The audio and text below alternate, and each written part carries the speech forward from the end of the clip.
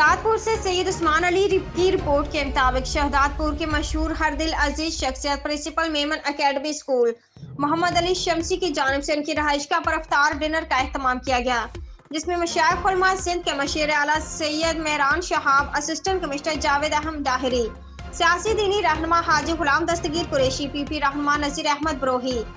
MQM Pakistan के जलील organiser Mohammad Arif Sheikh, PP रहनुमा आगा खुदादाद Pathan, hope foundation के सदर यूसुफ राजपूत, सियासी समाजी रहनुमा पीर इकराम रजा, बनशामीन आराइन, डॉक्टर शबीर खासकेली समेत सैकड़ों अफराद ने शिरकत की। अफ्तारी से कबल समाजी दीनी रहनुमा मोहम्मद अली शमसी ने मौका पर मौजूद अफराद से खिताब करते कहा कि आज के मुसलमानों को परेशानियों ने घेर रखा है,